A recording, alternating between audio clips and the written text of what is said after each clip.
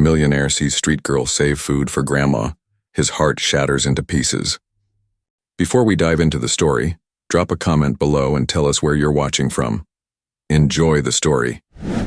Ethan Walker's expensive watch showed precisely 7:15 a.m. when he took his usual seat at the corner table of Pete's Newsstand Cafe. Saturday. Morning in downtown Los Angeles carried the same methodical rhythm as any weekday for the 32-year-old CEO. Your usual, Mr. Walker? The barista already had his black coffee prepared.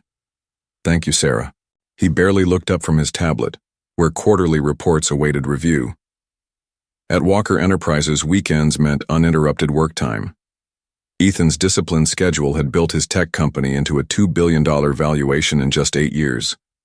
Forbes had recently featured him as the Calculator, a nickname he secretly appreciated for its accuracy. Every decision was numbers-driven, every relationship a transaction. The morning sun reflected off the glass buildings surrounding the small outdoor cafe. Ethan absently adjusted his tailored jacket, scrolling through projections for the Asian market expansion. If I eat just a little bit, maybe there'll be some left for my grandma. The whispered words, so soft they shouldn't have penetrated his bubble of concentration, somehow reached him. Ethan's finger paused mid-scroll. Across the patio, a small girl with unruly brown hair sat alone on the edge of a planter. She wore a faded yellow dress and clutched a small plate of scrambled eggs, examining it as though it contained precious gems. Something about her intense focus made Ethan look twice. She couldn't be more than 6, yet she sat unaccompanied, carefully, rationing her modest breakfast. He returned to his screen, but the numbers blurred. The child's whisper had derailed his concentration, an unprecedented occurrence. When he glanced up again, she was delicately eating one small forkful at a time, placing her fork down between bites with unusual restraint for a child. Without conscious decision, Ethan found himself standing, walking toward her. "Hello there." The girl looked up, startled. Large brown eyes met his with immediate wariness. "Are you all by yourself?" he asked, immediately regretting the abruptness of his question. She nodded cautiously. "My grandma's sick today. I came to get breakfast."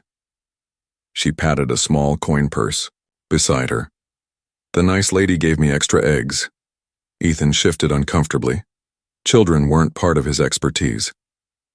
"Is your grandma nearby?" 3 blocks that way." She pointed vaguely eastward.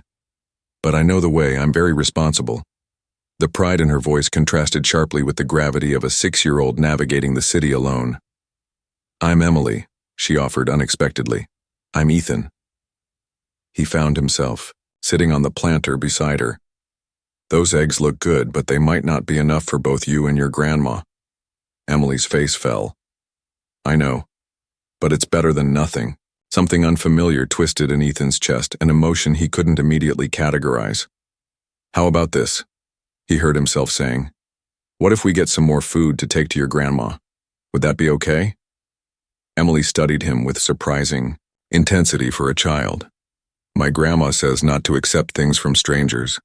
Your grandma is very wise." Ethan nodded seriously. "But I'm not a stranger anymore. I'm Ethan, remember? And you're Emily." A small smile formed on her lips. "That's true, and Grandma is really hungry." As Emily carefully wrapped her remaining eggs in a napkin, Ethan realized his schedule for the day had just changed completely. The morning sun warmed Emily's small face as she led Ethan east from the cafe. Despite her size, she walked with purpose, occasionally glancing back to ensure he followed. "This way, Mr. Ethan," she instructed, pointing to a narrow street lined with small shops just waking up for the day. Ethan checked his phone. 14 missed notifications already. Margaret, his executive assistant, had texted 3 times about the investor meeting on Monday. He silenced the device and slipped it into his pocket. "My grandma sells flowers over there sometimes," Emily said, pointing to a small plaza where a few vendors were setting up stalls. "But not when she's sick. She makes the prettiest bouquets in Los Angeles." "I'm sure she does," Ethan replied, surprised by his own gentleness. He typically dispensed with small talk, valuing efficiency above social niceties. "What's your favorite food, Emily?" he asked as they waited at a crosswalk. She considered this question with endearing seriousness. "Ice cream," she finally declared, "but not just any ice cream. Vanilla with rainbow sprinkles." "Not chocolate?" "Most kids like chocolate. Vanilla is elegant," she stated with authority, leaving Ethan to wonder which cooking show had taught her that word. They stopped at a small grocery where Ethan purchased bread, soup, fruit, and pre-made sandwiches. Emily insisted on carrying the lightest bag, her small face determined as she balanced it carefully. "Maybe we should get her medicine too," Emily suggested. "Her cough sounds like this." She demonstrated a concerning wheeze that made Ethan frown. "How long has she been sick?" "A long time, but she says it's just a cold." They added cold medicine to their purchases. As they neared a small ice cream cart, Emily's pace slowed, her eyes lingering on the colorful display. "Would you like some ice cream?" Ethan asked. Emily's eyes widened. "Now, before lunch? Special circumstances call for special measures," he said, surprising himself with this departure from order and routine. Minutes later, they sat on a bench, Emily savoring her vanilla cone with rainbow sprinkles, while Ethan watched, his untouched coffee ice cream melting slightly in the warmth. "You should eat yours before it melts," she advised seriously. "That's what Grandma always says, don't waste good things." Ethan took a bite, realizing he couldn't remember the last time he'd eaten ice cream. Probably in college before the startup consumed his life. "It's good," he admitted, finding unexpected pleasure in the simple treat. Emily nodded knowingly. Ice cream makes everything better, even sad days. As they resumed walking, Emily's small hand found his, a gesture so natural, he didn't think to question it. They turned into a neighborhood of modest apartment buildings, some with small container gardens on balconies and children's toys visible through windows. "We're almost there," Emily announced as they approached a blue building with a small but well-tended patch of flowers by the entrance.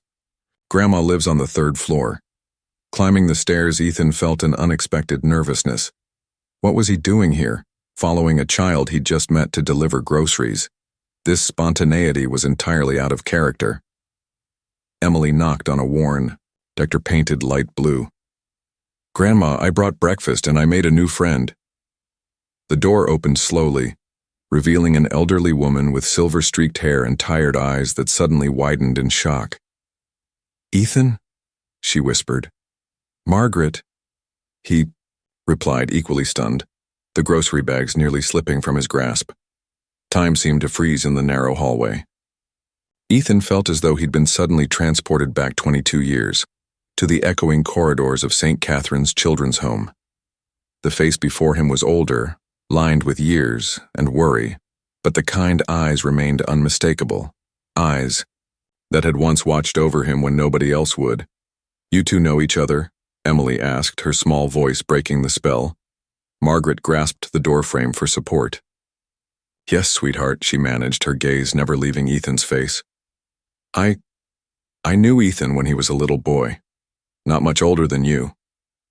"From the orphanage," Ethan said, his voice sounding strange to his own ears.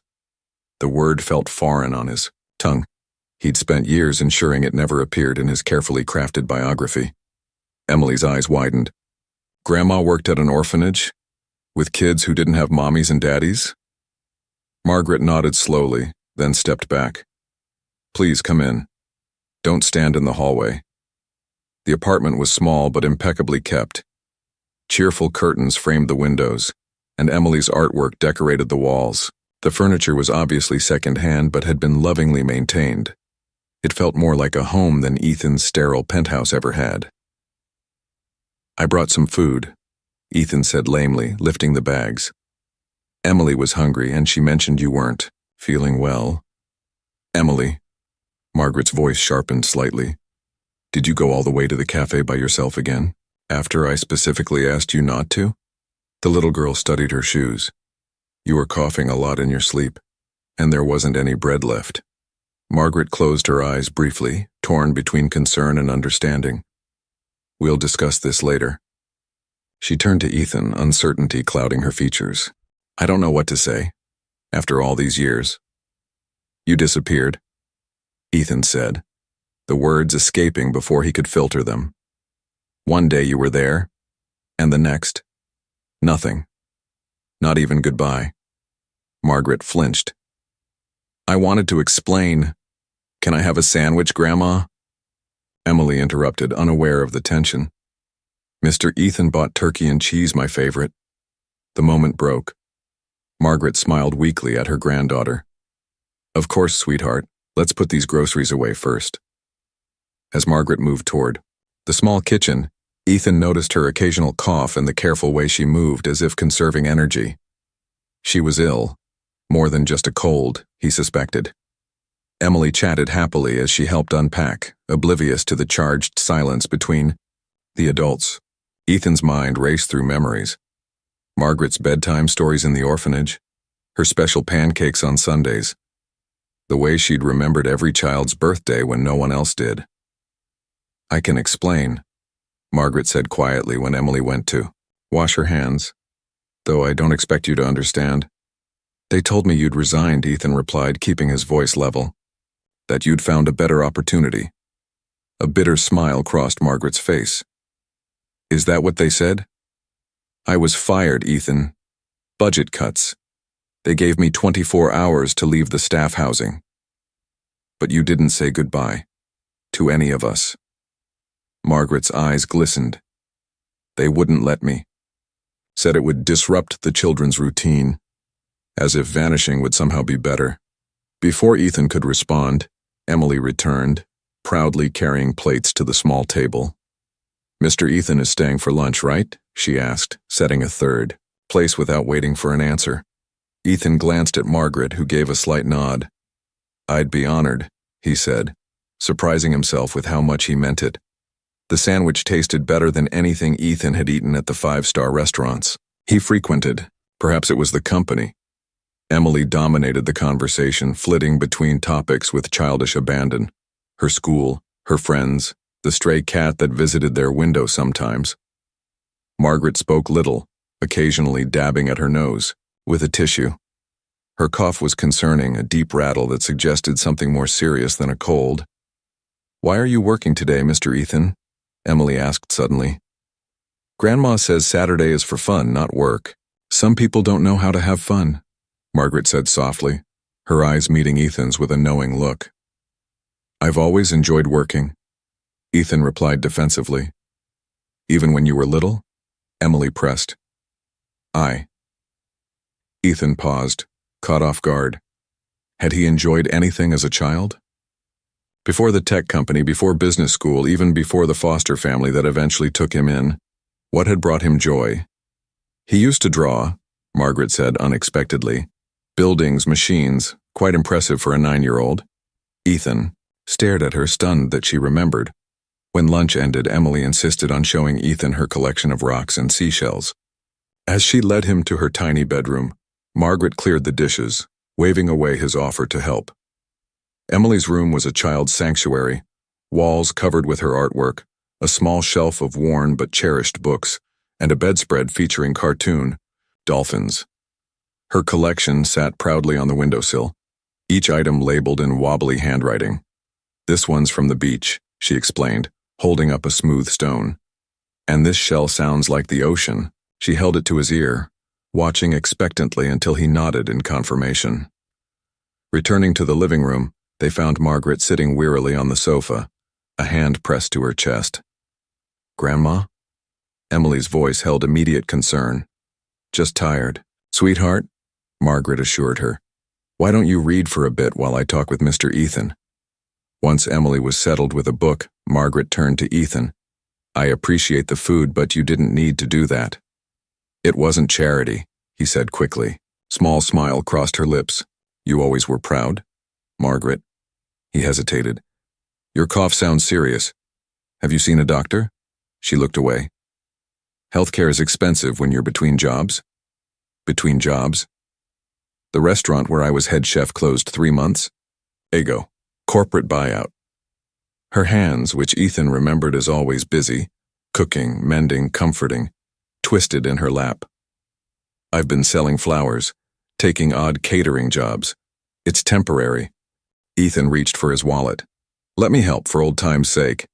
Margaret's expression hardened. I don't want your money, Ethan. It's just help, he insisted, pulling out his checkbook. You need medical attention. What I need is my dignity, she replied firmly. I'm not looking for handouts, even from someone I once considered family. The word family hit Ethan like a physical blow. Family was a concept he'd abandoned long ago, replacing it with achievements, acquisitions, stock, options. Then what can I do? He asked, genuinely at a loss. Margaret studied him, her gaze penetrating as it had been when he was a boy trying to hide a broken rule. Why are you really here, Ethan? You've become exactly what you always wanted. Successful, wealthy, independent. What could an old woman and a child possibly offer you? Ethan had no answer. His carefully constructed world of metrics and outcomes had no formula for this situation. For the first time in years, he faced a question to which spreadsheets and algorithms provided no solution. Emily looked up from her book. Are you coming back tomorrow, Mr. Ethan?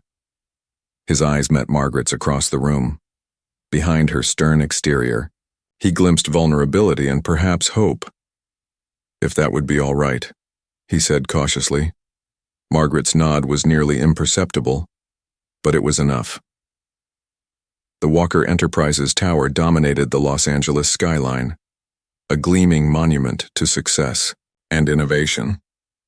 But as Ethan drove away from Margaret and Emily's apartment, the building seemed to mock him from a distance. 27 floors of glass and steel that had consumed his life for the past decade, yet suddenly felt hollow. His penthouse was exactly as he'd left it that morning, immaculate, designer-furnished, and utterly lifeless. No drawings on the refrigerator, no well-worn furniture bearing the imprints of those who loved it. No small voice asking impossible questions. Ethan loosened his tie and poured himself a scotch he didn't really want. His phone had accumulated 43 notifications during his absence from the digital world. None seemed important now. Instead of addressing them, he found himself kneeling before a storage closet, pulling out boxes he hadn't opened since moving in 3 years ago. In the third box, beneath college textbooks and business awards, he found what he was looking for. A small, battered tin box. Inside were the few mementos he'd kept from his childhood. A marble, a ticket stub from his first baseball game with his foster family, and at the bottom, folded carefully, a photograph. It showed a Christmas celebration at St. Catherine's. Younger versions of children whose names he'd mostly forgotten stood around a modestly decorated tree. In the background, partially cropped, stood Margaret. She wasn't looking at the camera but at the children, her expression one of genuine affection. Ethan studied the picture, wondering when exactly he had decided that success meant severing all connections to his past. When had he determined that vulnerability was weakness? When had numbers replaced people in the equation of his life? He tucked the photo into his wallet and began searching online for information about Margaret's medical symptoms. By midnight, he had compiled a list of possible conditions, potential treatments, and specialists in the Los Angeles area. It wasn't a solution, but it was a start.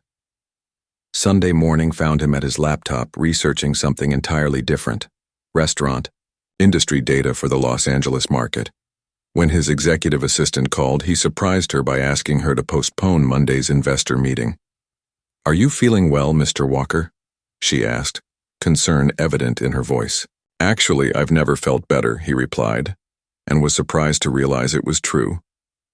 Later that afternoon, Ethan arrived at Margaret and Emily's apartment with a small potted plant, an orchid that the florist had assured him was both elegant and difficult to kill. Emily greeted him with enthusiasm that seemed disproportionate to their brief acquaintance. Mr. Ethan, did you bring more ice cream? She asked hopefully. Not today, he smiled. But I did bring something for your grandmother. Margaret accepted the plant with gracious skepticism. You didn't need to do that. I wanted to, he replied simply. How are you feeling? Better, she said, though the shadows under her eyes suggested otherwise. Emily had already grabbed Ethan's hand. Can we go to the park? Please, Grandma. Mr. Ethan hasn't seen the ducks yet. Margaret hesitated, weighing her energy levels against her granddaughter's excitement. I'd be happy to take her, Ethan offered, if you trust me. Something flickered in Margaret's eyes, a memory, perhaps, of a younger Ethan whom she had indeed trusted. The park at the end of the block, she conceded. 1 hour. Emily knows the rules. No talking to strangers, no going near the water without a grown-up, and always stay where you can see me, Emily recited dutifully. The park was modest but well-maintained, with a small pond where several ducks glided serenely across the water. Emily chattered nonstop, pointing out her favorite bench, the best climbing tree, and the spot where she'd once found a magic feather. Watching her feed the ducks with pieces of bread he'd purchased from a nearby vendor, Ethan felt a peculiar lightness. When was the last time he'd spent an hour doing something with no productive purpose? Something that wouldn't advance his career or increase his net worth. Did you live with Grandma when you were little? Emily asked suddenly. Not exactly, Ethan explained, choosing his words carefully. She worked at the place where I lived for a while, a place for children who didn't have parents to take care of them. Emily considered this. Like how I don't have a mommy or daddy now, just Grandma? Something like that. He nodded, surprised by her directness. What happened to your mommy and daddy? Ethan had rehearsed the answer to this question years ago, perfecting a concise response that satisfied curiosity without inviting pity. But looking at Emily's innocent face, the polished narrative felt wrong. My mother left when I was very small, he said honestly, and my father died when I was 6. That's how old I am, Emily exclaimed. 6 1/4. It was a difficult time, Ethan continued. But your grandmother made it better. She remembered everyone's birthday. She made special pancakes shaped like animals on Sundays. Emily's eyes widened. She makes elephant pancakes for me too, with banana slices for ears. The coincidence struck Ethan unexpectedly. Margaret had carried that tradition forward, from the children at St. Catherine's to her own granddaughter. As they walked back to the apartment, Emily's small hand trustingly in his, Ethan's mind worked on a problem. Not a business challenge, but a human one. How could he help Margaret and Emily without undermining the dignity Margaret so fiercely protected? The answer began to form as they climbed the stairs to the 3rd floor. By the time they entered the apartment, where Margaret was preparing a simple dinner, Ethan had the outline of a plan. May I help? He asked, rolling up his sleeves without waiting for permission. Margaret raised an eyebrow but handed him a knife and a cutting board. Carrots, small pieces for the soup. They worked in comfortable silence for a few minutes. The only sounds, Emily's humming as she set the table and the rhythmic chopping of vegetables. Your restaurant, Ethan said finally. The one that closed. What was it like? Margaret's hands slowed their work. La Maison Bleue, French-inspired but accessible. I was the head chef for almost 10 years. Was it successful? Before the corporate buyout? We had a loyal clientele, she said with quiet pride. Nothing fancy but good, honest food. People came back week after week. Ethan nodded, processing this information. There's a small commercial space for lease in the downtown arts district. It used to be a cafe, but the owner retired. The kitchen is already set up. Margaret gave him a sharp look. Why would that interest me? Because, Ethan said, choosing his words carefully, I've been thinking about diversifying my investments. Restaurant properties have good returns in the right location, but I don't know the first thing about running a restaurant. And I do, Margaret stated flatly. You do, he agreed. I provide the capital, you provide the expertise. A business partnership, not charity. Margaret set down her spoon, her expression unreadable. A partnership implies equal risk and equal reward. You'd be putting in sweat equity, Ethan countered. Your knowledge, your recipes, your management. I'd put in the financial investment. We split the profits. I'm 63, Ethan. Starting a restaurant is a young person's game. Age brings experience. Authenticity. 2 qualities lacking in most new LA restaurants. Margaret shook her head, but Ethan could see she was considering it. And Emily? I can't work restaurant hours with a 6-year-old. We could create a space for her at the restaurant after school, Ethan suggested, and arrange the schedule around her needs. That's the advantage of being the owner rather than an employee. Emily, who had been pretending not to listen, could contain herself no longer. Our own restaurant? Really? Can I help? Too? Please, Grandma. Margaret shot Ethan a look that clearly said, "Now look what you've done." It's just an idea, he said mildly. Think about it. Later, as Ethan prepared to leave, Margaret walked him to the door, leaving Emily absorbed in a drawing of what appeared to be a very large restaurant with a rainbow over it. Why are you doing this? Margaret asked quietly, her eyes searching his face. Is it guilt? Nostalgia? Ethan considered the question carefully. When you disappeared from St. Catherine's, I felt abandoned. Again. I promised myself I'd never depend on anyone else for anything. And how has that worked out for you? He smiled ruefully. I built a billion-dollar company. I have everything I thought I wanted. But yesterday Emily showed me a rock collection, and I felt more genuinely happy than I have in years. He paused. I'm not doing this for you, Margaret. I think I'm doing it for me. Margaret studied him for a long moment, then nodded slowly. I'll think about your proposal. No promises. That's all I ask, Ethan replied, knowing that in the business world, I'll think about it was often the first step toward yes. The Walker Enterprises Tower dominated the Los Angeles skyline, a gleaming monument to success and innovation. But as Ethan drove away from Margaret and Emily's apartment, the building seemed to mock him from a distance. 27 floors of glass and steel that had consumed his life for the past decade, yet suddenly felt hollow. His penthouse was exactly as he'd left it that morning, immaculate, designer-furnished, and utterly lifeless. No drawings on the refrigerator, no well-worn furniture bearing the imprints of those who loved it. No small voice asking impossible questions. Ethan loosened his tie and poured himself a scotch he didn't really want. His phone had accumulated 43 notifications during his absence from the digital world. None seemed important now. Instead of addressing them, he found himself kneeling before a storage closet, pulling out boxes he hadn't opened since moving in 3 years ago.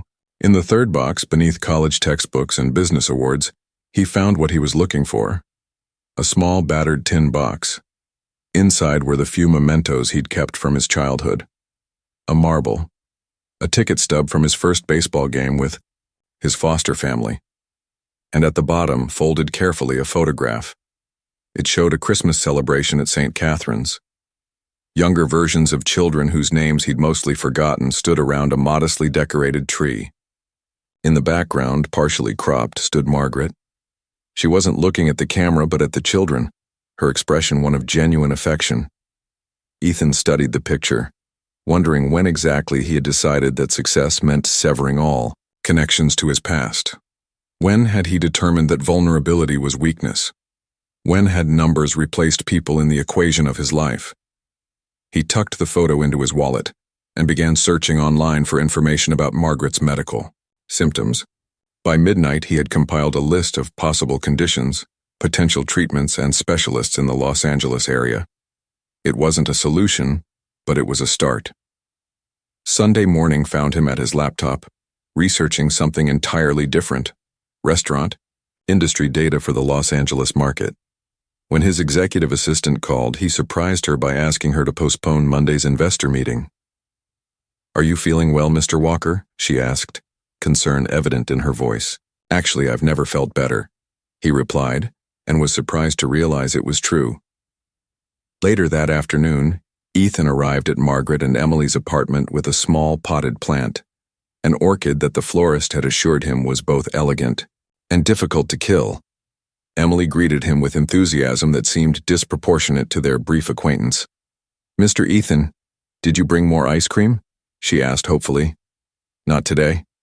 He smiled. But I did bring something for your grandmother. Margaret accepted the plant with gracious skepticism. You didn't need to do that. I wanted to, he replied simply. How are you feeling? Better, she said, though the shadows under her eyes suggested otherwise. Emily had already grabbed Ethan's hand. Can we go to the park? Please, Grandma? Mr. Ethan hasn't seen the ducks yet. Margaret hesitated, weighing her energy levels against her granddaughter's excitement. I'd be happy to take her, Ethan offered. If you trust me? Something flickered in Margaret's eyes, a memory perhaps of a younger Ethan whom she had indeed trusted. The park at the end of the block, she conceded. 1 hour. Emily knows the rules. No talking to strangers, no going near the water without a grown-up, and always stay where you can see me. Emily recited dutifully. The park was modest but well-maintained, with a small pond where several ducks glided serenely across the water. Emily chattered nonstop, pointing out her favorite bench, the best climbing tree, and the spot where she'd once found a magic feather. Watching her feed the ducks with pieces of bread he'd purchased from a nearby vendor, Ethan felt a peculiar lightness. When was the last time he'd spent an hour doing something with no productive purpose? Something that wouldn't advance his career or increase his net worth. Did you live with Grandma when you were little? Emily asked suddenly. Not exactly, Ethan explained, choosing his words carefully. She worked at the place where I lived for a while. A place for children who didn't have parents to take care of them. Emily considered this. Like how I don't have a mommy or daddy now, just Grandma? Something like that. He nodded, surprised by her directness. What happened to your mommy and daddy? Ethan had rehearsed the answer to this question years ago, perfecting a concise response that satisfied curiosity without inviting pity, but looking at Emily's innocent face, the polished narrative felt wrong. My mother left when I was very small, he said honestly, and my father died when I was 6. That's how old I am, Emily exclaimed. 6 1/4. It was a difficult time, Ethan continued, but your grandmother made it better. She remembered everyone's birthday. She made special pancakes shaped like animals on Sundays. Emily's eyes widened. She makes elephant pancakes for me too, with banana slices for ears. The coincidence struck Ethan unexpectedly. Margaret had carried that tradition forward from the children at St. Catherine's to her own granddaughter.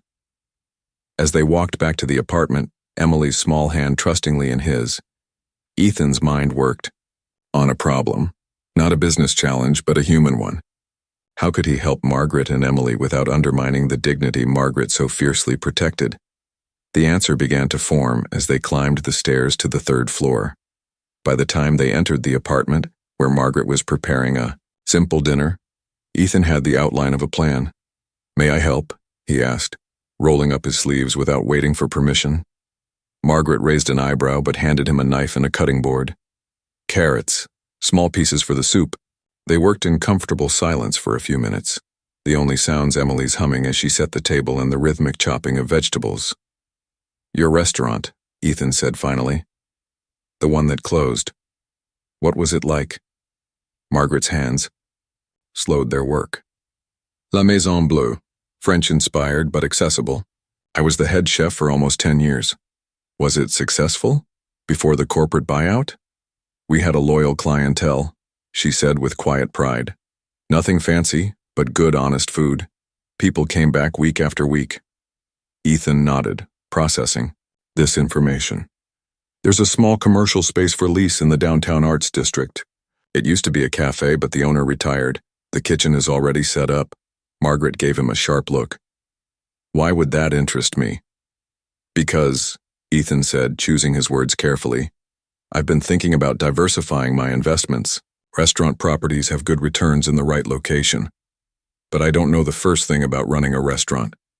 And I do, Margaret stated flatly. You do, he agreed. I provide the capital, you provide the expertise. A business, partnership, not charity. Margaret set down her spoon, her expression unreadable. A partnership implies equal risk and equal reward. You'd be putting in sweat equity, Ethan countered. Your knowledge, your recipes, your management. I'd put in the financial investment. We split the profits. I'm 63, Ethan. Starting a restaurant is a young person's game. Age brings experience, authenticity, two qualities lacking in most new LA restaurants. Margaret shook her head, but Ethan could see she was considering it. And Emily? I can't work restaurant hours with a 6-year-old. We could create a space for her at the restaurant after school, Ethan suggested, and arrange the schedule around her needs. That's the advantage of being the owner rather than an employee. Emily, who had been pretending not to listen, could contain herself no longer. Our own restaurant? Really? Can I help too? Please, Grandma. Margaret shot Ethan a look that clearly said, "Now look what you've done." "It's just an idea," he said, mildly. "Think about it." Later, as Ethan prepared to leave, Margaret walked him to the door, leaving Emily absorbed in a drawing of what appeared to be a very large restaurant with a rainbow over it. "Why are you doing this?" Margaret asked quietly, her eyes searching his face. Is it guilt? Nostalgia? Ethan considered the question carefully. "When you disappeared from St. Catherine's, I felt abandoned. Again. I promised myself I'd never depend on anyone else for anything. And how has that worked out for you?" He smiled ruefully.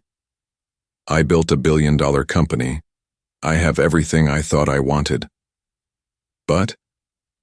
But yesterday Emily showed me a rock collection and I felt more genuinely happy than I have in years." He paused. "I'm not doing this for you, Margaret. I think I'm doing it for me."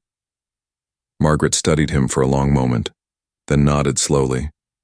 "I'll think about your proposal. No promises." "That's all I ask," Ethan replied, knowing that in the business world, "I'll think about it" was often the first step toward yes. A week passed before Margaret called. Ethan had left his card, his personal number written on the back, not the corporate contact his assistant typically managed. "I've been thinking about your proposal," Margaret said without preamble when he answered. "And?" Ethan held his breath, surprised by how much her answer mattered to him. "I'd like to see the space." The following afternoon, Ethan met Margaret and Emily outside a storefront on Artisan Row, a revitalized street in the downtown arts district. The location had previously housed a cafe called Rosemary's that had closed when its owner retired. Its large windows faced east, catching the morning sun, while a small courtyard in back offered potential for outdoor seating. "It's smaller than La Maison Bleue," Margaret observed as Ethan unlocked the door. "More manageable," he countered. "Lower overhead, less staff needed." Inside, dust motes danced in the sunlight streaming through windows that needed cleaning. The dining area would seat about 40 guests, while the kitchen, though compact, featured commercial-grade appliances that had been left behind by the previous owner. Emily immediately claimed a corner table. "This is where I'll do my homework," she announced. "And here," she pointed to a small alcove, "we can put my books and crayons." Margaret moved slowly through the space, her experienced eye taking in details Ethan would never have noticed. The flow from kitchen to dining room, the positioning of the prep stations, the ventilation system. "The hood needs cleaning," she said, running a finger along the stainless steel. "And that refrigerator sounds like it's on its last legs." "All fixable," Ethan replied. Margaret continued her inspection, opening cabinets, testing the stove burners, checking the water pressure in the sinks. Emily followed her, absorbing her grandmother's commentary with solemn attention. "What would you serve here?" Ethan asked, watching as Margaret made mental calculations of kitchen capacity. She considered the question. Not French like before, something more personal, comfort food but elevated, dishes that make people feel at home. "Like your Sunday, pancakes?" A small smile crossed Margaret's face. "Perhaps as a brunch special." They spent nearly an hour in the empty restaurant, with Margaret noting necessary repairs and improvements. Emily had already begun decorating in her imagination, describing colorful curtains and flowers on every table. "We'd need to replace the flooring," Margaret said, pointing to worn tiles. "And repaint everything." Ethan made notes on his phone. "What else?" "The menu would be seasonal, rotating specials. We'd need to source from local suppliers for the best ingredients." Ethan nodded. recognizing that she was already thinking like an owner. When they finally stepped back outside, the afternoon sun was beginning to soften. Emily skipped ahead to examine a flower box outside the neighboring bookstore. "So?" Ethan asked. Margaret took a deep breath. "It has potential. Is that a yes?" "It's a I need to see the business proposal," she replied firmly. "On paper, with numbers." Ethan smiled. "I'll have it to you tomorrow." "And if we do this," Margaret continued, "it needs to be legitimate, a proper partnership agreement. I won't be a figurehead for your charity project." "I wouldn't want you to be," he assured her. "This would be your restaurant, Margaret, your vision." She nodded, seemingly satisfied. "There's one more condition." Her expression grew serious. "I need health insurance. Good coverage, not just the bare minimum." The request confirmed Ethan's suspicion that her health concerns were more serious than she'd admitted. "That won't be a problem." Emily returned, clutching a dandelion she'd found growing through a crack in the sidewalk. "Are we going to have the restaurant, Grandma?" The hope in her voice was unmistakable. Margaret exchanged a look with Ethan. "We're considering it, sweetheart." "Yay." Emily performed a small dance of celebration. "Can we call it Margaret and Emily's?" "We'll see," her grandmother replied, but Ethan noticed she didn't dismiss the idea outright. As they walked back toward the parking lot, Emily slipped her hand into Ethan's as naturally as if she'd been doing it for years. With her other hand holding Margaret's, they formed an unexpected chain that felt somehow right. "You know," Ethan said casually, "if we do this, I'll need your help with one more thing, Emily." "What?" she asked eagerly. "I've forgotten how to have fun. Do you think you could teach me?"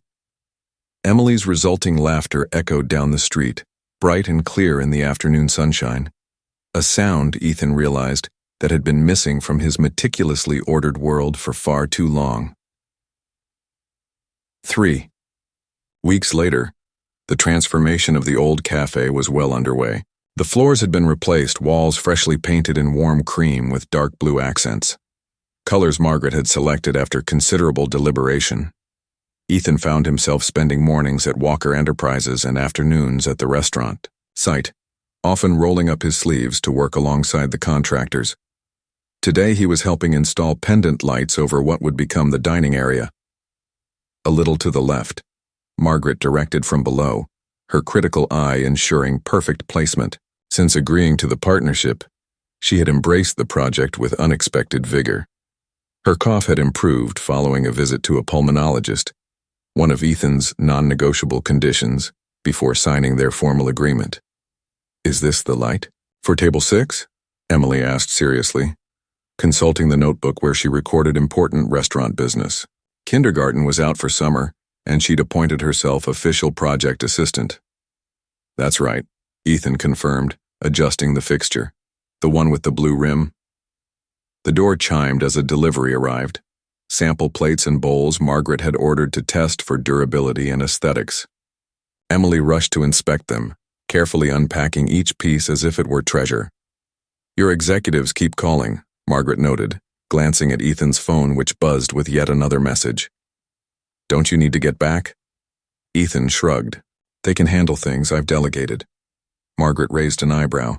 "The Ethan I remember never delegated anything. Even as a 9-year-old, you insisted on tying your own shoes when they kept coming undone." "People change," he replied, though the observation made him smile. "Some things stay the same, though," Margaret mused. "You still frown when you're concentrating, and you still try to solve everyone's problems." Before Ethan could respond, Emily called them over. She'd arranged the sample dishes on a makeshift table, complete with paper napkins and plastic utensils. "Time for a pretend dinner," she announced. "Grandma's making her famous invisible soup and I'm the waitress."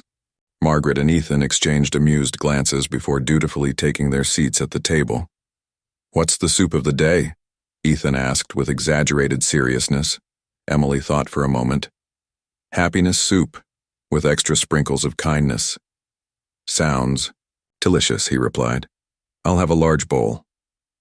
As they played along with Emily's restaurant game, Ethan realized something unexpected. The dusty, half-renovated space already felt more like home than his immaculate penthouse ever had. The opening day of Margaret and Emily's home kitchen arrived under clear September skies. The modest restaurant gleamed with fresh paint and polished fixtures. The menu, printed just yesterday, featured comfort foods elevated by Margaret's professional touch. Chicken pot pie with black truffle, macaroni and cheese with 3 artisanal cheeses, and of course, Sunday brunch pancakes shaped like elephants. In the kitchen, Margaret adjusted her chef's coat, a crisp white one that Ethan had insisted on having custom made with her name embroidered in blue. Her hands trembled slightly as she reviewed the prep list one final time. "What if no one comes?" she whispered, a rare moment of vulnerability breaking through her composed exterior. Ethan, dressed more casually than he'd been in public in years, khakis, and a button-down rather than his usual suit, placed a steadying hand on her shoulder. "They'll come," he assured her, "and they'll return because the food is exceptional." Emily burst into the kitchen resplendent in her custom-made junior chef apron, complete with her name and the restaurant logo, an elephant holding a spatula, designed from one of her drawings. "Grandma, Mr. Ethan, the chairs are all perfect. And I put a flower on every table." Her excitement was contagious, impossible to resist. "Everything looks beautiful, sweetheart." Margaret smiled, some of her tension visibly easing. "And the special table is ready too," Emily added importantly, "with the big chair and the children's books." The special table had been Emily's insistence, a corner spot with a small bookshelf for young diners who might get restless. It was one of many touches that made the restaurant uniquely theirs. At precisely 11:00 a.m., Ethan unlocked the front door. They decided on a soft opening, lunch service only for the first week, no advertising beyond some posts in local food groups and flyers at nearby businesses. For 15 excruciating minutes, the restaurant remained empty. Margaret paced the kitchen. Emily stationed herself hopefully by the door. Ethan checked the reservation system repeatedly, though they'd expected mostly walk-ins. When the bell above the door finally chimed, announcing their first customers, an elderly couple who'd read about the opening on a community bulletin board, Emily's delighted greeting could have powered the entire block. By noon, half the tables were filled. By 1 o'clock, there was a short waiting list. Word of mouth spread quickly. A new restaurant with food that tasted like childhood memories, even if you'd never had that particular dish before. In the kitchen, Margaret moved with renewed confidence, directing her small staff, a sous chef and a prep cook, with the authority of someone born to the role. When she stepped into the dining room to greet guests, her smile was genuine, her shoulders straight. Ethan, handling host duties for the day, caught her eye across the room. Neither spoke, but the shared look contained everything: relief, pride, and a growing sense that this unlikely partnership might be the most rewarding venture either had undertaken. A month after opening, Margaret and Emily's home kitchen had established itself as a neighborhood favorite. Weekday lunches were consistently busy, weekend brunches required reservations, and they'd gradually expanded to dinner service 3 nights a week. Most remarkably, the restaurant had attracted a genuinely diverse clientele. Tables were filled with everyone from hipsters seeking authentic dining experiences to families drawn by the child-friendly atmosphere, from business people who appreciated the high-quality food served efficiently to elderly residents who found the comfort foods reminiscent of their own pasts. Ethan had settled into an unexpected dual life. Mornings at Walker Enterprises, where he delegated more day-to-day operations to his executive team. Afternoons and evenings often at the restaurant, where he discovered a talent for the business side of food service, negotiating with suppliers, optimizing the reservation system, managing the books. Tonight, he sat at the small desk in what had become the restaurant's office, formerly a storage closet now transformed with efficient shelving and a narrow work table. The dinner service was winding down, and Margaret's voice occasionally drifted in from the kitchen as she guided her small staff through closing procedures. A soft knock interrupted his spreadsheet review. Emily stood in the doorway, already in her pajamas, her backpack over one shoulder. "Mr. Ethan, can you help me with my math homework? Grandma's finishing the kitchen." The restaurant's back room had been converted into a small apartment where Margaret and Emily now lived. More convenient than the third-floor walk-up, especially with Margaret's improved but still delicate health. Emily's new school was just 3 blocks away. Of course, Ethan closed his laptop. Let's see what we're working with. They settled at a corner table, the last customers having departed. Emily proudly showed him her worksheet of simple addition problems. I already did most of them, she explained. But these last ones are tricky. Ethan watched as she carefully counted on her fingers, her face screwed up in concentration. He resisted the urge to simply give her the answers, recognizing the importance of her working through the process. 9 plus 5, she mumbled. 9, 10, 11, 12, 13, 14. Excellent, he praised as she wrote the number carefully. Margaret emerged from the kitchen, her chef's coat exchanged for a comfortable sweater. She smiled at the sight of them hunched over the worksheet. Looks like serious business, she commented, sliding into a chair beside them. Mr. Ethan is helping me with the hard ones, Emily explained. And I got them all right. Well done, Margaret said, pride evident in her voice. 5 more minutes, then bedtime. As Emily completed her final problem with a flourish, Ethan found himself studying Margaret. The past month had transformed her. The constant worry lines had softened. Her movements were more energetic, and her eyes held a spark that reminded him of the Margaret from his childhood. The new dessert was a hit, he told her as Emily packed up her schoolwork. We sold out by 8 o'clock. I'll increase the preparation amount tomorrow, Margaret nodded, though we should be careful not to alter the menu too frequently. Regulars like consistency. Their conversation was interrupted by Emily's wide yawn. That's definitely bedtime, Margaret declared. Say goodnight to Mr. Ethan. Emily gave him a quick, fierce hug that had become their nightly ritual. Good night, Mr. Ethan. Will you be here for breakfast? The question held weight beyond its simplicity. Ethan had started joining them occasionally for breakfast before school and work. Not tomorrow, he replied, feeling an odd disappointment. I have an early meeting, but I'll be here for dinner service. As Margaret led a sleepy Emily toward their apartment, Ethan returned to the office to finish the accounts. The restaurant wasn't yet breaking even, but it was on track, performing better than most new establishments at the 1-month mark. Financial success, however, wasn't how Ethan measured this particular investment. By metrics that had never appeared on any Walker Enterprises spreadsheet, joy, purpose, connection, Margaret and Emily's was already showing extraordinary returns.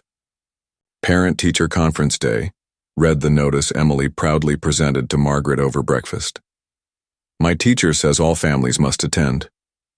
Margaret glanced at the paper, noting the date, just 2 days away, during the restaurant's busy lunch service. I'll make arrangements, she promised, though concern flickered across her face. Later that morning, as Margaret prepared for the day's service, she mentioned the conference to Ethan, who had stopped by with a new point-of-sale system he'd been researching. I'll need to adjust the schedule, she said, efficiently chopping herbs. Perhaps Lisa can cover the kitchen for an hour. Or I could go, Ethan offered without thinking. The words surprised him as much as Margaret, whose knife paused mid-chop. You? If that would help, he said, suddenly uncertain. Though I'm not. No, it would be wonderful, Margaret interrupted. Emily would be thrilled. She talks about you constantly at school. Her teacher probably thinks you're. She trailed off, but the implication hung in the air. Ethan had become a fixture in Emily's life, attending her school play, helping with homework, teaching her to use the calculator app on his phone. I'd be happy to, he confirmed, ignoring the strange flutter in his chest. Just send me the details. 2 days later, Ethan found himself sitting in a child-sized chair in Emily's brightly decorated classroom. The teacher, Ms. Winters, greeted him with a warm smile. Mr. Walker, I'm so glad to meet you. Emily talks about you all the time. All good things, I hope, he replied, feeling strangely nervous. Absolutely. She's quite proud of the restaurant. Her family runs. Family. The word resonated unexpectedly. Ethan didn't correct her assumption. Ms. Winters reviewed Emily's progress. Excellent in reading and art. Improving in math. Still working on raising her hand before speaking. She showed Ethan a family portrait Emily had drawn. 3 figures, labeled Grandma, me, and Mr. Ethan, standing in front of a building with "Our Restaurant" written above it. Emily has made remarkable progress socially, Ms. Winters noted. Earlier this year she was quite reserved. Now she's confident, engaged. The stability has clearly been beneficial. Stability. Another concept Ethan had rarely associated with himself. "We're very proud of her," he heard himself saying. When the conference ended, Ethan found Emily waiting outside with a classroom aide, practically bouncing with excitement. "Did Ms. Winters say I'm smart?" she demanded immediately. "Very smart," he confirmed. "And creative. She showed me your drawing." Emily beamed, slipping her hand into his with familiar ease as they walked toward the car. "Are we going to the restaurant now? Can I tell Grandma about my good report?" "Absolutely," Ethan agreed. "I think this calls for a celebration dessert." As they drove, Emily chattered about her friends and projects, while Ethan found himself contemplating Ms. Winters' assumptions. He wasn't Emily's father, wasn't even technically family, yet somehow imperceptibly he'd begun filling a family-shaped role in her life. The realization should have triggered alarm, commitment, emotional entanglement, vulnerability. Instead, it felt remarkably right. At a stoplight, Emily suddenly asked, "Mr. Ethan, do you live all alone in your big apartment?" "I do," he replied, startled by the question.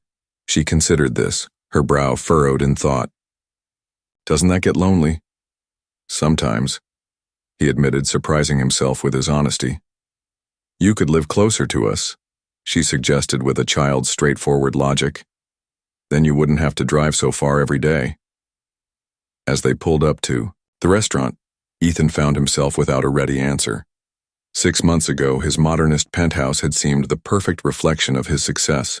Now measured against the warmth of Margaret's kitchen and Emily's innocent questions, it felt like an empty showcase rather than a home. Margaret greeted them at the service entrance, wiping her hands on her apron. "How did it go?" "Mr. Ethan sat in the tiny chairs," Emily reported immediately. "And Ms. Winters said I'm very smart." Margaret's eyes met Ethan's over Emily's head, silently asking for details. "Flying colors," he confirmed with a smile. "Though we should probably work on the hand-raising." "We?" Margaret repeated softly, a curious expression crossing her face. "Yes, I suppose we should."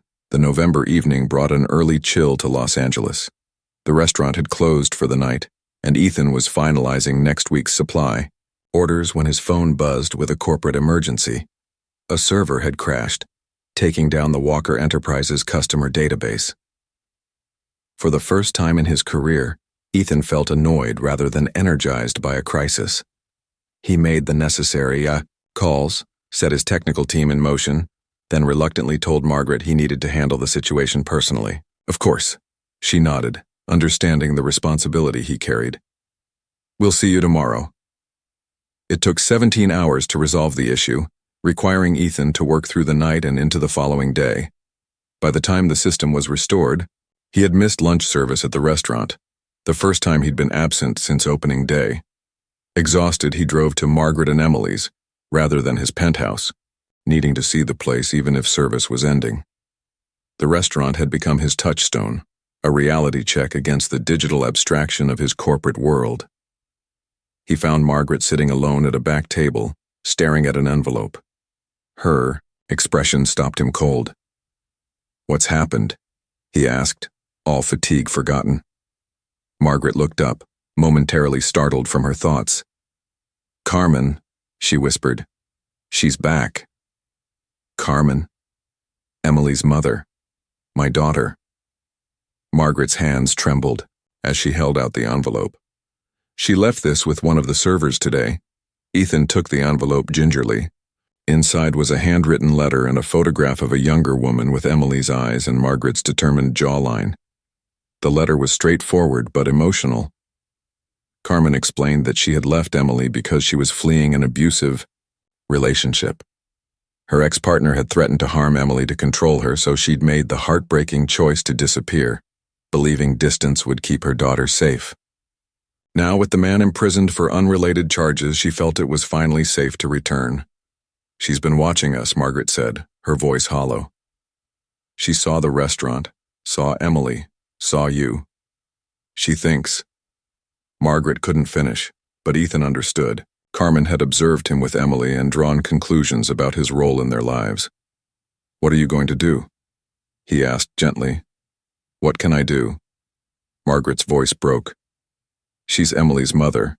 She has rights." "Does the letter say what she wants?" "To meet, to explain in person, to reconnect with Emily." Ethan sat beside her, processing the implications. "And you? What do you want?" "I want Emily to be happy," Margaret said immediately. "I want." She paused, gathering strength. "I want my daughter back. I never stopped loving her, even when I was so angry at her choices. But I'm terrified, Ethan. What if she takes Emily away? What if she disappears again?" The vulnerability in Margaret's voice struck Ethan deeply. This woman who had weathered so much, who had rebuilt her life from nothing, was facing her deepest fear. "We'll figure this out," he said firmly. "Together." "We?" Margaret looked at him, questions in her eyes. "Yes, we." Ethan took her hand, feeling the calluses from years of cooking, the strength beneath the trembling. "You're not alone in this, Margaret. But Carmen is Emily's mother and I'm someone who cares deeply about both of you," he interrupted. "Someone who isn't going anywhere." Margaret's eyes welled with tears. "What will we tell Emily? She barely remembers Carmen." "The truth," Ethan said simply. "As gently as we can. And then we'll take it one step at a time." As they sat in the quiet restaurant, hands clasped across the table, Ethan realized the corporate crisis that had seemed so urgent mere hours ago had faded to insignificance. This fragile, complicated human connection was what truly mattered. The choice to include himself in Margaret's "we" hadn't been calculated or considered. It had been instinctive, honest. Somewhere along the line, without formal agreement or declaration, they had indeed become a "we," a unit, a family of sorts. And families, Ethan was learning, stood together in crises. "Tomorrow," Margaret decided finally. "We'll tell her tomorrow. Will you be here?" "I'll be here," Ethan promised. "Wild horses couldn't keep me away." They told Emily over breakfast the next morning in the quiet restaurant before staff arrived.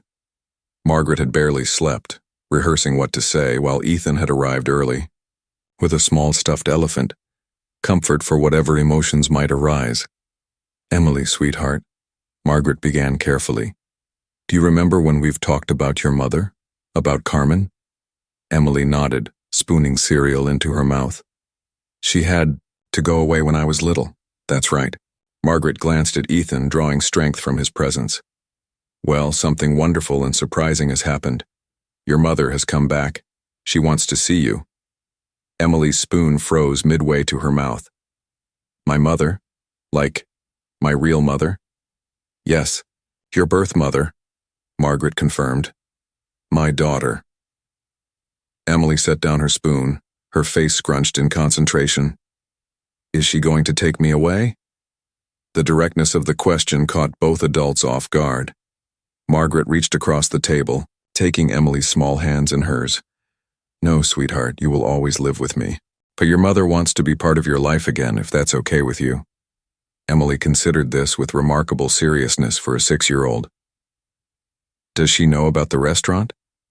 And Mr. Ethan?" "She knows about the restaurant," Ethan answered, gently.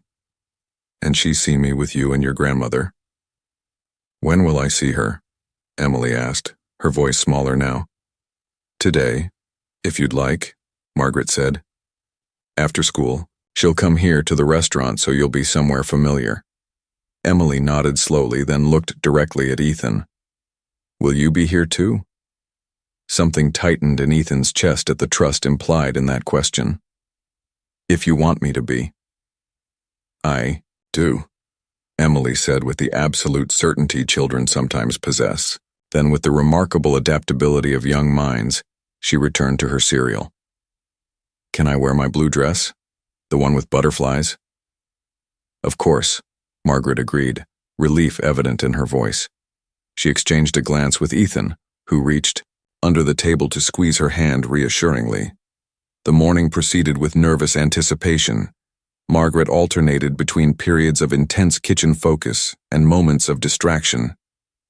Ethan handled the business tasks mechanically, his mind on the afternoon meeting. At 3:30, Emily returned from school, bouncing with a mixture of excitement and uncertainty in her butterfly dress. At 4:00, as arranged, a young woman with Emily's eyes and Margaret's determined jawline entered the restaurant. Carmen Phillips stood hesitantly by the door, clutching a small wrapped package, her gaze moving anxiously from Margaret to Ethan to Emily.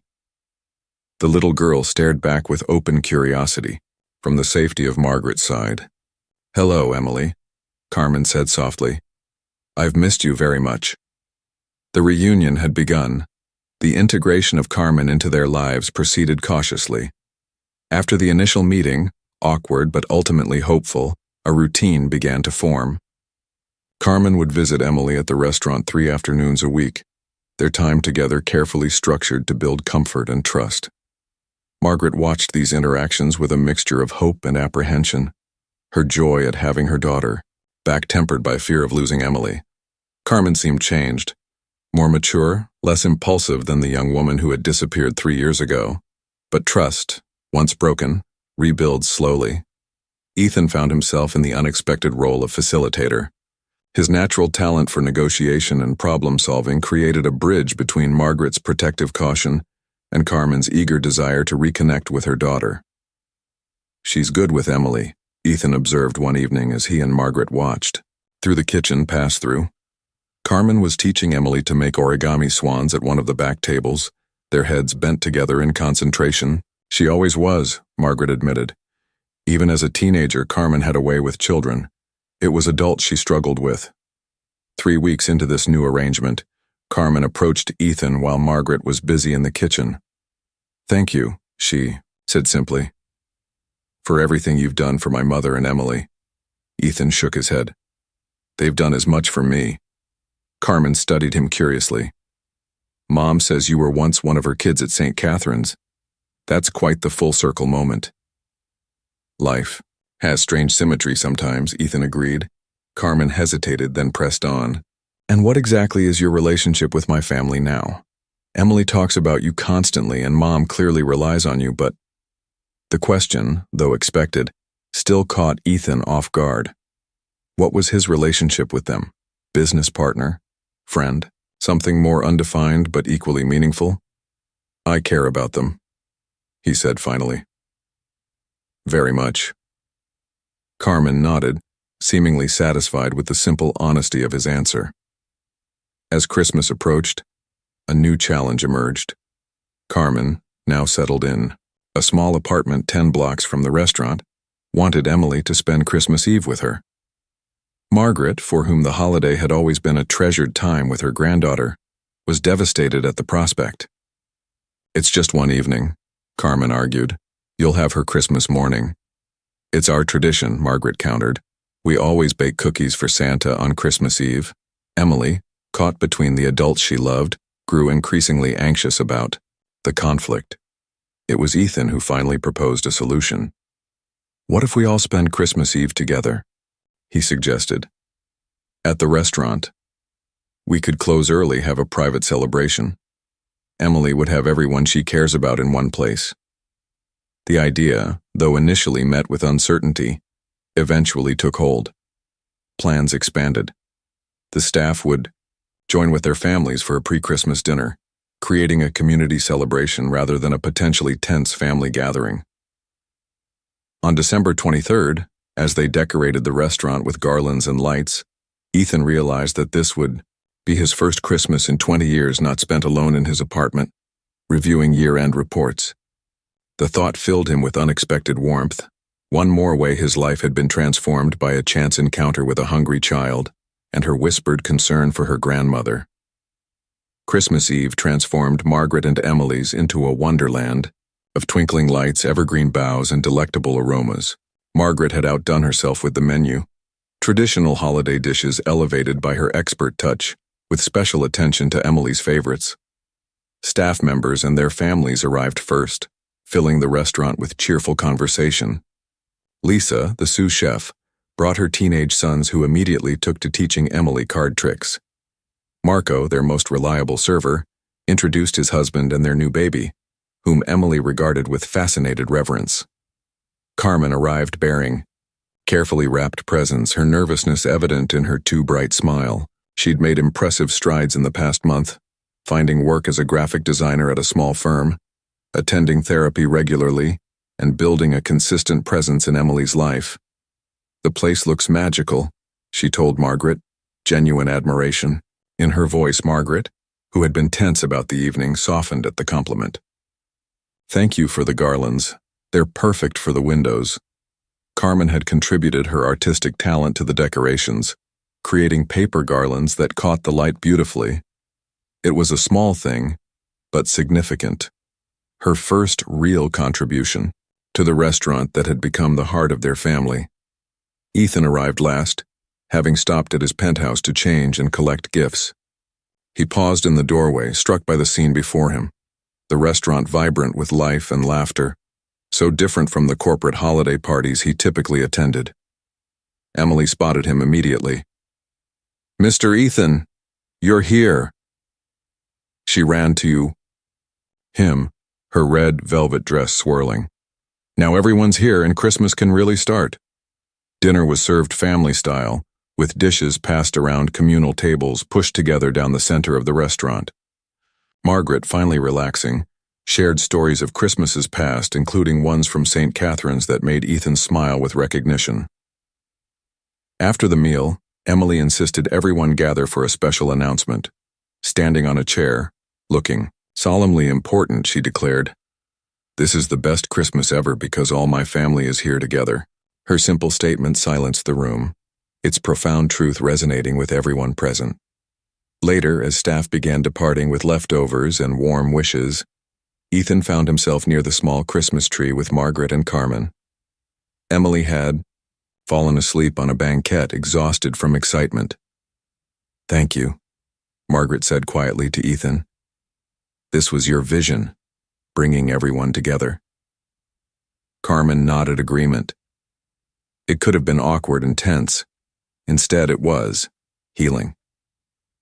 Ethan shook his head. "I just made a suggestion. You two did the hard work, finding a way forward for Emily's sake. For all our sakes," Carmen corrected gently.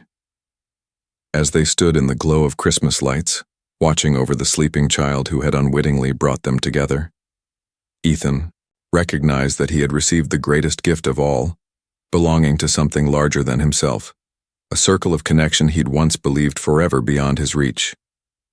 Spring arrived in Los Angeles with a burst of wildflowers and warm breezes. Margaret and Emily's home kitchen celebrated its 6-month anniversary with a special menu and a write-up in the local food section that praised its authentic warmth and genuinely familial atmosphere. On a Sunday morning in April, Ethan parked his car not at the restaurant but in front of a real estate office. After confirming his appointment, he followed the agent to a historic brownstone just 4 blocks from Margaret and Emily's. The previous owner maintained it beautifully, the agent explained, unlocking the door. 3 bedrooms, original hardwood floors, and the kitchen was recently updated. Ethan walked through the rooms, picturing not sleek, modern furniture, but comfortable pieces where a 6-year-old could curl up with books. He imagined the smaller bedroom filled with Emily's art supplies, the guest room perfect for Carmen during holiday visits, the master bedroom a peaceful retreat for. He stopped, that thought reminding himself not to get ahead of reality. "I'll take it," he told the surprised agent, who hadn't even finished showing the property. Later that afternoon, Ethan arrived at the restaurant as usual for Sunday brunch. Margaret was teaching Emily to make her famous elephant pancakes, a process that involved more flour on their faces than in the batter. "Mr. Ethan," Emily called, waving a batter-covered spoon. "I'm making the pancakes myself today." I can see that, he laughed, noting the smears of batter across the kitchen counter. You're a natural chef. Margaret smiled at him over Emily's head, a soft expression that had become increasingly common between them. You're just in time. Emily insists you need to taste test her creation. I would be honored, Ethan replied with mock seriousness. As they sat together at the family table in the back, Emily proudly served misshapen but surprisingly tasty pancakes. Carmen joined them, bringing fresh strawberries from the farmer's market. The conversation flowed easily among them, plans for summer vacation mixing with ideas for seasonal menu changes. Watching them, Ethan felt a sense of completion, unlike anything his business successes had ever provided. 6 months ago, he'd stumbled into this makeshift family through a chance encounter with a hungry child. Now, he couldn't imagine life without them. When Emily dashed off to get her latest school art project, Ethan cleared his throat nervously. I've been thinking, he began, addressing both Margaret and Carmen. My penthouse is ridiculously far from here, and I spend most of my time at the restaurant anyway. Margaret watched him with curious eyes, while Carmen hid a knowing smile behind her coffee cup. I've purchased a house nearby, he continued. It's more space than I need, really. 3 bedrooms, a garden. He trailed off, suddenly uncertain. Margaret reached across the table, taking his hand. Are you asking what I think you're asking, Ethan? I'm asking if you might consider a new arrangement. All of us. A real home. Carmen discreetly excused herself as Margaret's eyes filled with tears. You know, Margaret said softly. For someone so successful in business, you're remarkably indirect about personal matters. Ethan laughed, a weight lifting from his chest. Is that a yes? It's a we should tell Emily together, Margaret replied, squeezing his hand. As Emily returned, sketchbook in hand, Ethan realized the most valuable investment he'd ever made wasn't in tech stocks or restaurant properties. It was in the simple, profound currency of love, a whispered concern for someone hungry and the courage to listen when it mattered most.